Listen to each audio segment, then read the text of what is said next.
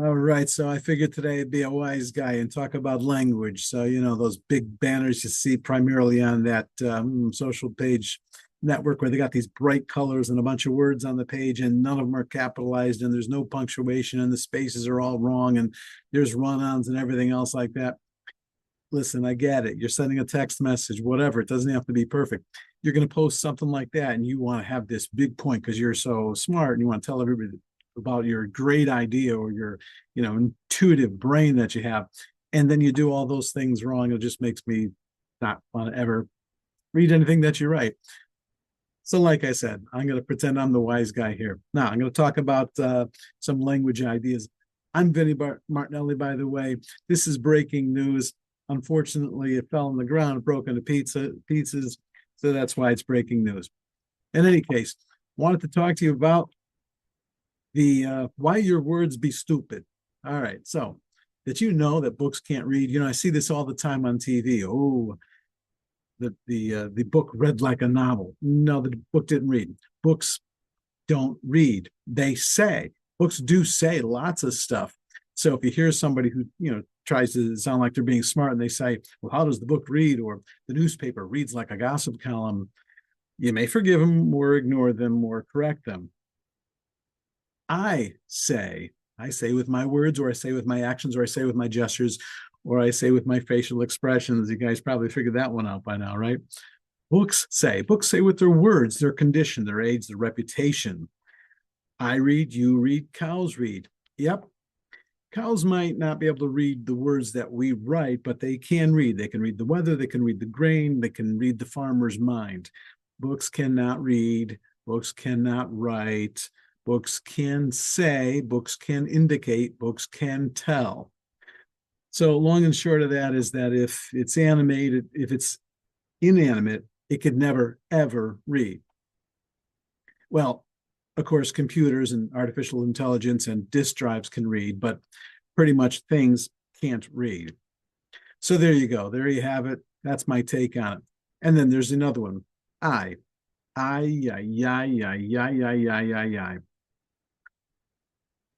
Again, going to those big banners and the bright colors that you see. All lowercase i's have a dot included. No uppercase i's have a dot included in them. So I've seen so many things, even on the news, where they have some kind of a street sign indicating a place or an event or whatever. And somebody goes back and they hand draw the dot on top of the capital I. I just don't get it. Now, if you're not sure if I'm right, then just use your keyboard, type some stuff or read something, and you'll see that if it's a lowercase I, it has a dot on it. If it's an uppercase I, it doesn't have a dot on it. And there are certain fonts that I don't like because an uppercase I can look like a lowercase L, and that's just confusing. That's a whole nother story, but you might want to think about that if you're producing a document that may look confusing due to the font that you're using. Just my little 2 cents there. That's all I got left anyways, 2 cents. Then the next area of confusion here is, and I'd really like you to tell me, why is it that I and me confuse people? See, I go to the store. Me doesn't go to the store. Sherry and I went to the store. Sherry and me can never go to the store since me can't go to the store. Now I can show you a book, and this book can't belong to Mike and I because the book can't belong to I. The book can belong to me, and therefore the book can belong to me and Mike, or Mike and me. And whichever one you put first, maybe you think there's some polite way that's better than the other way. Well, that's your opinion. I'm not here to talk to you about that. I know that I confused you, since me can never, ever confuse anyone. I am confused. You are confused. You and I are confused. We are confused. Us can never be confused. You and me can never be confused because me can never be confused. You and me can never, ever confuse anyone. You and I can confuse anyone. Maybe I've proven that here. Then there's the next one. Okay, so why is singular versus plural a confusing concept for people? All right, here we go. The army goes into battle. The soldier goes into battle. Let me enunciate a little better. The army goes into battle. The soldier goes into battle. The soldiers can't goes into battle, yet they can go into battle. See, so if it's singular, it goes. If it's plural, you use go. Okay, so the battalion goes because there's one battalion, even though there's a whole bunch of people in the battalion. It's a battalion. The battalions go. The battalion goes. The battalions go. So simple. The family goes to the market. The family can go to the market. The family members go to the market. The family members can go to the market. The family do not go to the market. The family members go to the market. See, so the family, it's one. So the family goes. The family members, more than one. So the members go. All right. Next one. Little pet peeves of mine. I know. Maybe you think I'm insane. That's all right, too. The deer went into the woods since he was alone. The deer went, singular deer. The deer go into the woods since there are at least two of them. The deer, plural, go. So that's even more confusing because deer is singular and deer is plural. Now, don't tell anyone this because this is my little secret.